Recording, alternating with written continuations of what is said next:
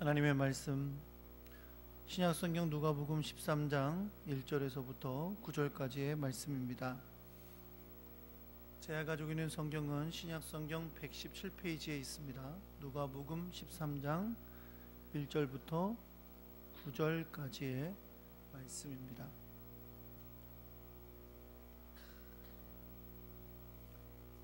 교독하겠습니다. 그때 마침 두어 사람이 와서 빌라도가 어떤 갈릴리 사람들의 피를 그들의 제물에 섞은 일로 예수께 아뢰니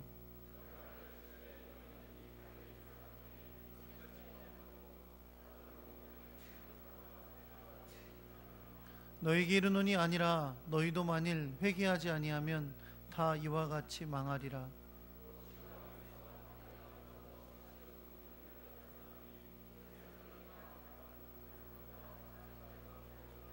너희에게 이르노니 아니라 너희도 만일 회개하지 아니하면 다 이와 같이 망하리라.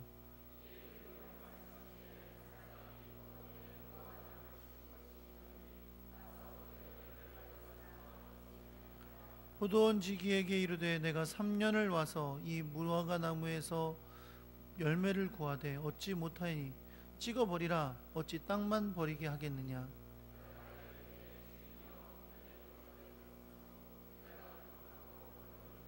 함께 있습니다. 이후에 만일 열매가 열면 좋거니와 그렇지 않으면 찍어버리소서 하였다 하시니라.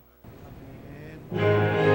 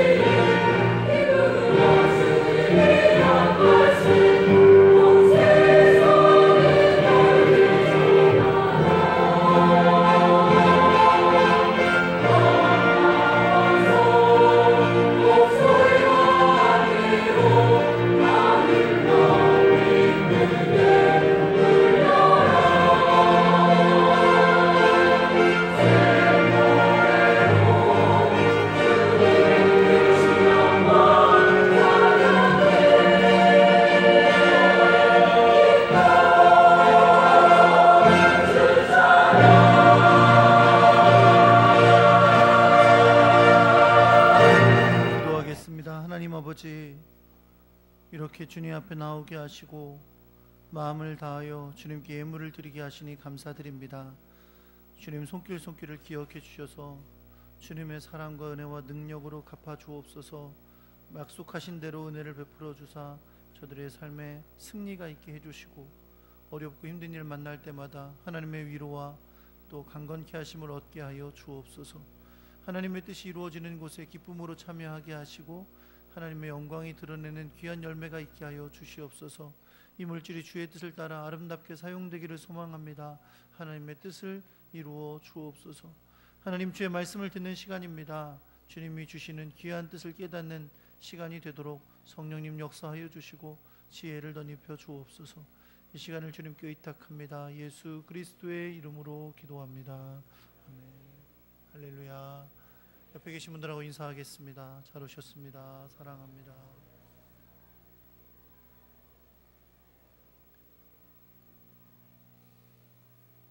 주님의 크고 놀라우신 은혜와 사랑이 여러분과 함께 하시기를 우리 주 예수 그리스도의 이름으로 축원합니다. 한번 따라해 보겠습니다. 회개를 위해 주신 기회. 인도네시아 자카르타 또 팔렘방에서 열리고 있는 아시안 게임이 거의 끝나가고 있습니다. 아시안 게임을 진행하는 중에 가장 흥미롭고 재미있게 보았던 날 중에 하나가 어제가 아니었나 싶습니다. 한일전이 있었기 때문이죠.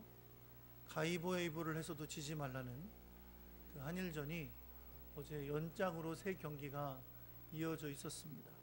여자 배구, 그리고 야구, 그리고 마지막에 축구까지 경기가 이어져서 있었습니다. 여자 배구는 결승전은 아니고 3, 4위전이었는데 우리나라가 3대1로 승리를 해서 동메달을 땄고요.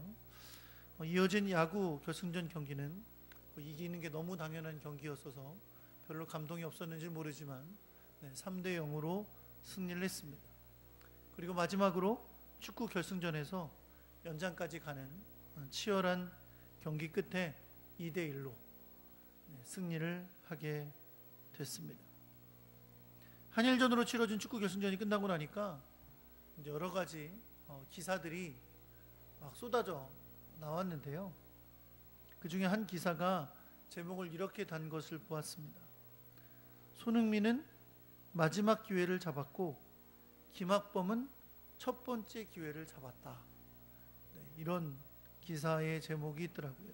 근데 김학범 감독이 첫 번째 기회를 잡았다는 것은 김학범 감독은 이번에 아시안 게임 대표팀의 감독을 맡았지만 계약 조건은 2년 뒤에 있는 도쿄 올림픽까지 계약의 기간이 이루어져 있었습니다. 그런데 계약 조건 중에 하나가 있었대요. 그게 뭐냐면 이번 아시안 게임을 중간 평가로 삼겠다라는 조건이 있었답니다. 아시안 게임을 잘 못 치르면 경질될 수가 있었던 거죠. 그런데 금메달을 땄으니까 이제 첫 단추를 잘 깨서 첫 번째 기회를 잘 잡은 경우가 되었다는 겁니다.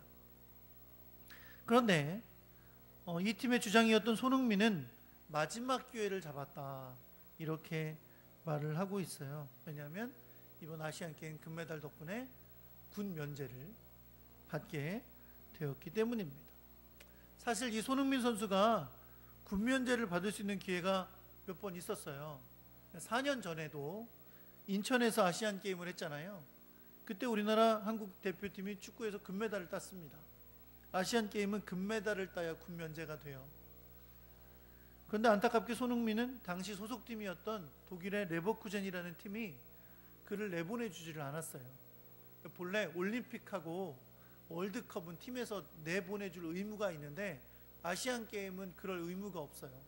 그래서 팀을 위해서 레버쿠젠은 손흥민을 보내주지를 않았습니다.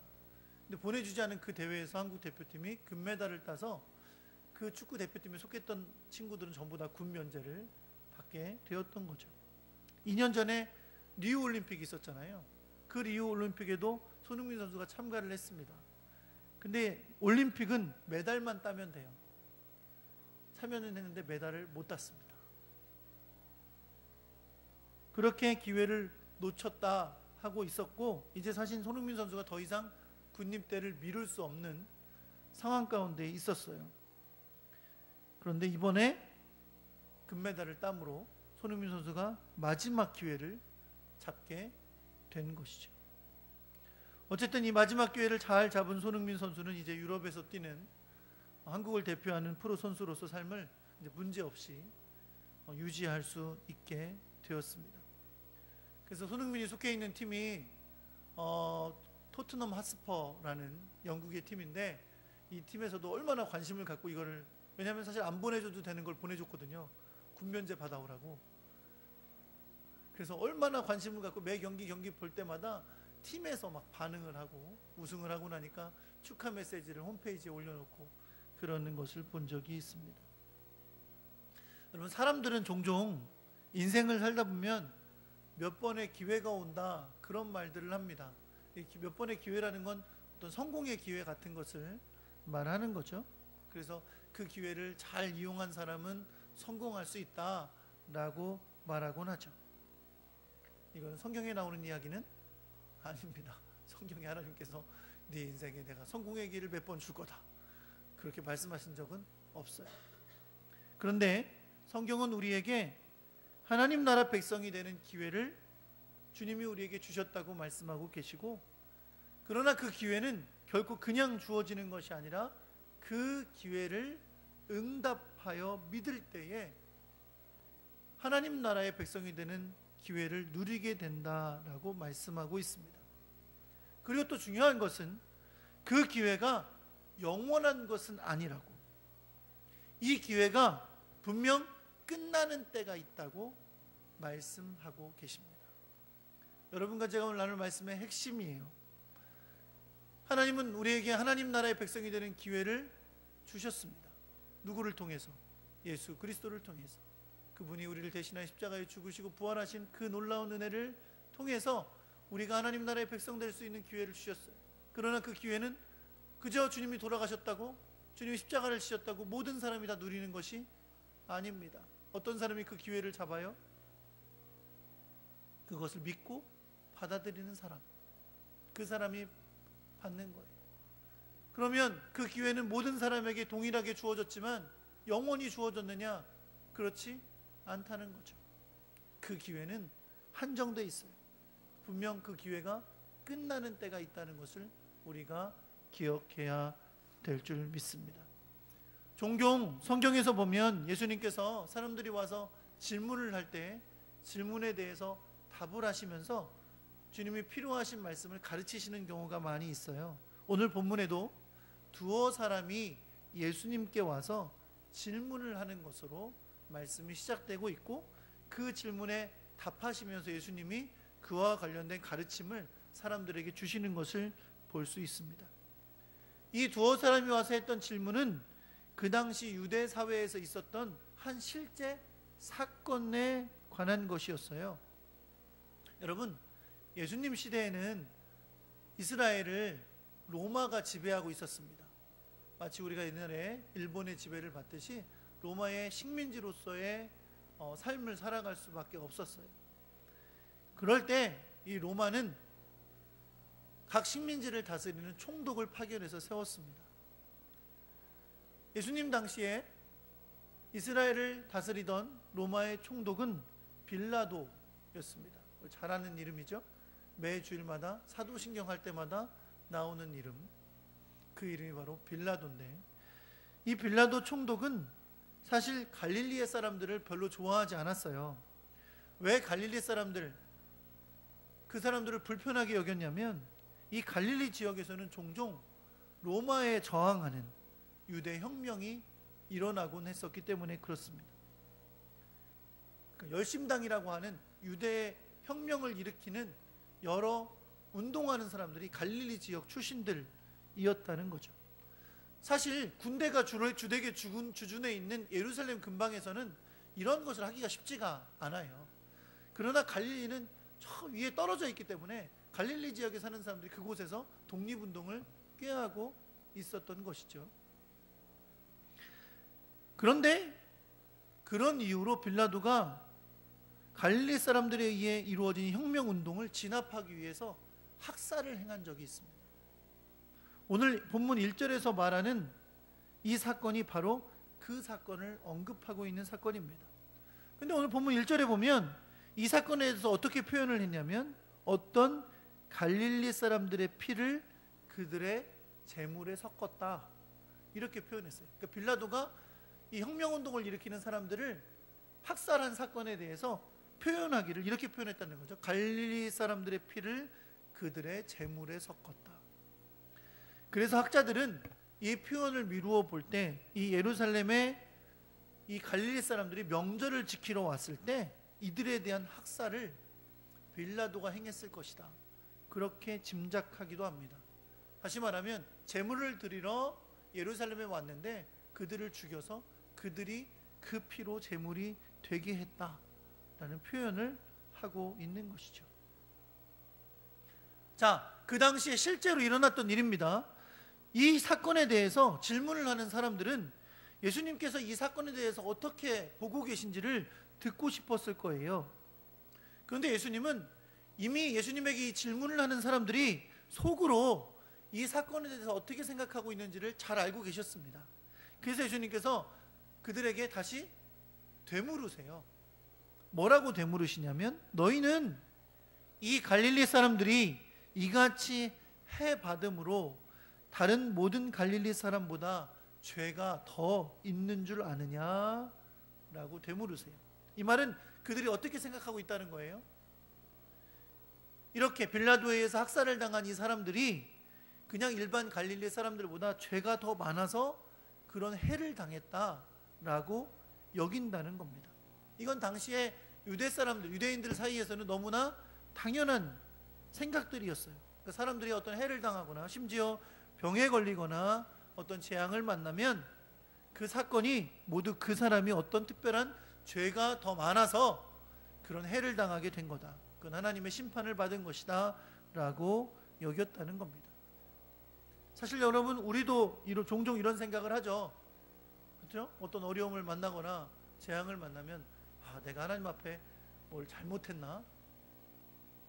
이런 생각을 하곤 합니다. 어찌 보면 자기 자신이 어떤 어려움을 만났을 때 하나님 앞에 자기 자신을 겸손히 돌아보고 하나님 앞에 회개할 것도 회개하고 또 하나님 앞에 올바로 살려고 하는 것은 좋은 것이고 당연한 것일 수 있습니다. 그러나 다른 사람이 만난 재앙과 어려움에 대해서 그들의 죄를 지적하고 비판하는 일은 결코 올바른 일이 아닙니다.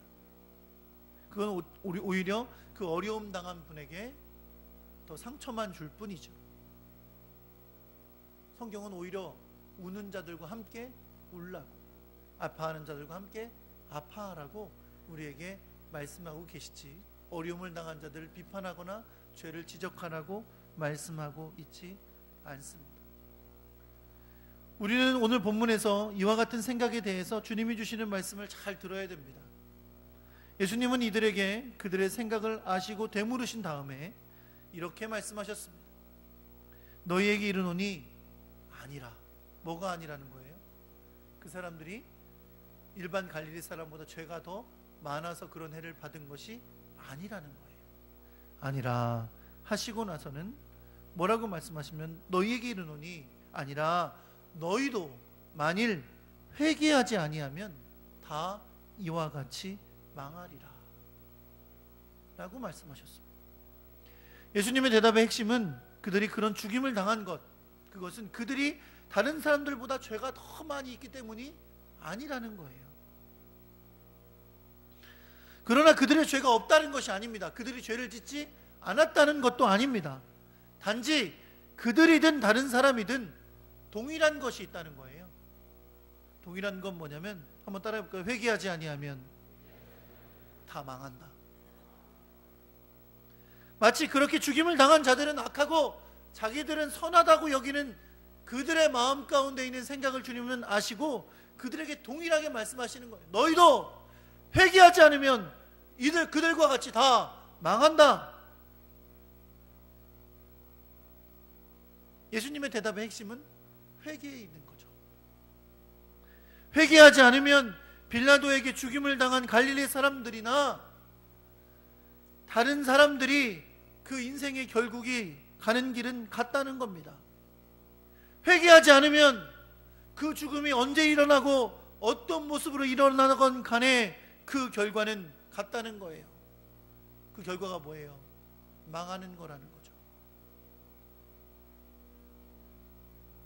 예수님의 대답이 자신들의 생각과 달라서 당황하고 있을 이 사람들을 위해서 예수님은 또 다른 예를 들어 설명하십니다. 예수님이 드시는 이 예도 실제로 일어났던 사건입니다. 뭐라고 부르는 사건이냐? 실로암 망대 붕괴 사건이라고 불리는, 제가 붙인 거예요. 제가 붙인 사건 이름이요. 뭐라고요? 실로암 망대 붕괴 사건. 여러분, 제가 어제 너무 심하게 체해가지고요, 하루 종일 아무것도 못 먹었어요. 죽만 몇 숟갈 먹었어요. 그래서 목소리가 안 나올까 봐 걱정했는데 지금 막 나오네요. 네. 그래도 여러분 조시면 안 돼요. 제가 좀 힘없이 말해도 졸지 마세요. 네? 네. 졸면 실로암 망대가 무너질 때 못 도망가요. 실로암 망대 붕괴 사건은 뭐냐면, 여러분, 실로암은 뭐로 유명해요? 찬양으로 유명하죠. 실로암 그러면 다 찬양 제목인 줄 알고 있어. 근데 실로암은 원래 어떤 곳이에요? 히스기야 왕 때 이 아수르 군대가 와서 주변을 다 포위할 거를 미리 예측하고 기온샘에서부터 수로를 만들었어요. 그래서 밖에 있는 물을 예루살렘 성 안으로 끌어들여서 만든 저수지 같은 곳이 실로암이에요. 히스기야 왕 대단한 거죠. 그렇죠? 왜냐하면 포위를 하고 나면 물을 먹을 수가 없는데 바깥에서부터 물을 끌어들여서 안에 샘을 만든 거예요. 그런데 이 실로암은 성벽 근방에 있기 때문에 성벽에는 뭐가 있었냐면 망대가 있었어요. 이 망대는 뭐 하는 거냐면 적의 공격을 감시하는 거죠. 경계를 하다가 적이 쳐들어오는 걸 보면 이제 성에 알려주는 그런 곳을 하는 망대가 있었습니다. 근데 어느 날 이 망대가 무너지는 사고가 발생한 거예요. 그래서 몇 사람이 죽었다고요? 18사람이 죽는 사건이 발생하게 된 것입니다. 흔히 우리도, 여러분, 우리 삶의 가운데 수많은 사고들이 일어나죠. 그렇죠? 불의의 사고가 일어나서 죽게 되는 일, 또 다치게 되는 일, 그런 일들이 많이 일어납니다. 예수 믿는 사람들은 그런 일이 안 일어나나요? 예수 믿는 사람들도 종종 그런 사고에 같이 엮여져서 죽게 되고 그러는 일들이 많이 있습니다. 앞서 빌라도가 갈릴리 사람들을 죽인 사건은, 사실 그 갈릴리 사람들은 혁명운동이라는 것을 했어요. 그러니까 어떤 이유 때문에 죽임을 당할 수 있었던 거죠. 그렇죠? 그것도 사람들은 그들의 죄 때문에 죽임을 당했다라고 여겼는데, 사실 실로암 망대에서 죽은 18사람은 사고잖아요. 사고에 의해서 죽었는데, 그들이 다른 예루살렘에 있는 그 저수지니까 예루살렘에 있는 다른 사람들보다 죄가 더 많아서 실로암 열못에서 망대에 무너질 때 죽었느냐? 예수님은 아니라는 거예요. 그것이 아니라고 말씀하시는 겁니다.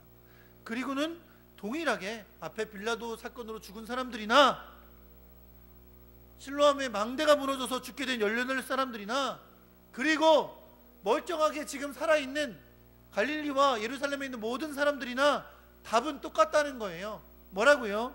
만일 회개하지 아니하면 다 이와 같이 망하리라. 회개하지 아니하면 모든 사람의 상태는 똑같다는 거예요. 어떤 상태? 망하게 될 상태라는 겁니다.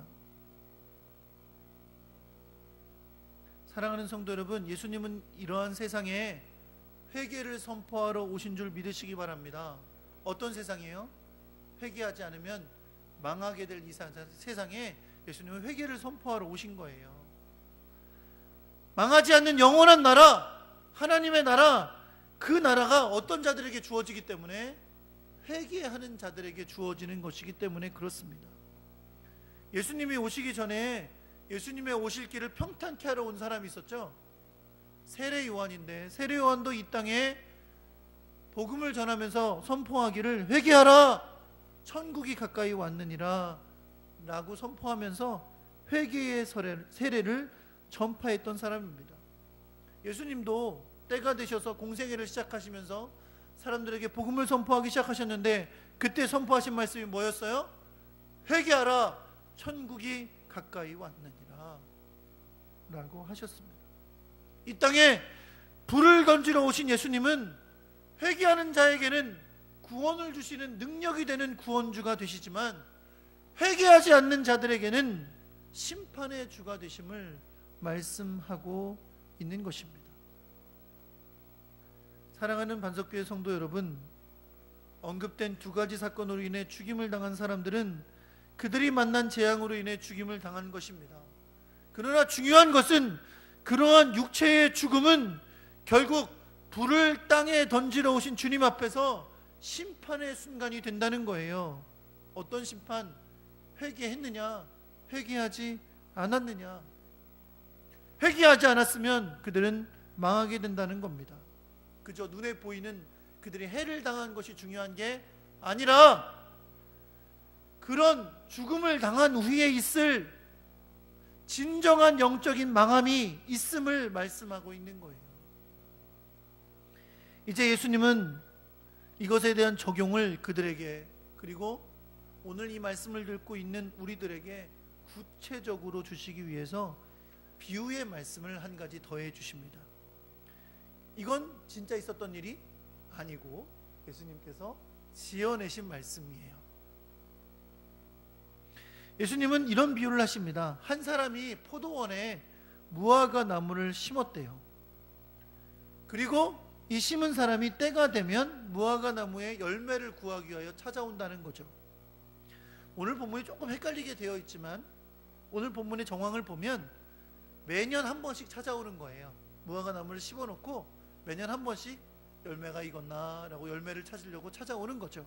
근데 몇 년째 열매를 찾지 못했냐면 3년 동안 매번 와서 열매를 찾아봤지만 열매가 맺혀지지를 않았어요.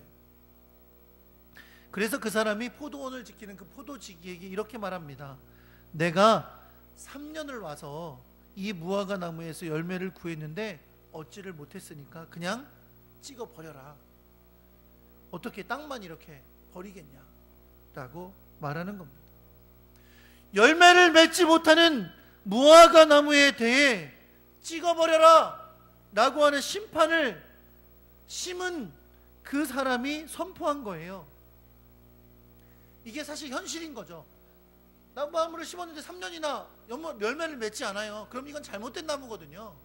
그러니까 찍어버려라. 거기에다 차라리 잘 날 포도나무를 심든가 다른 걸 심는 게 낫지 그냥 찍어버리는 게 낫다 라고 심판을 선포한 거죠. 그때 포도원 지기가 이렇게 답합니다. 주인이여, 금년에도 그대로 두소서. 내가 두릅하고 거름을 줄이니 이후에 만일 열매가 열면 좋거니와 그렇지 않으면 그때 찍어버리십시오 라고 말합니다. 사랑하는 성도 여러분, 이 비유는 앞에 언급된 두 가지 사건을 우리가 올바로 이해하고 오늘 우리에게 이것은 어떤 말씀을 주시는 것인지를 적용할 수 있도록 도와주는 말씀입니다. 우리가 이 비유 가운데 어디에 서 있는지를 잘 알아야 되기 때문입니다.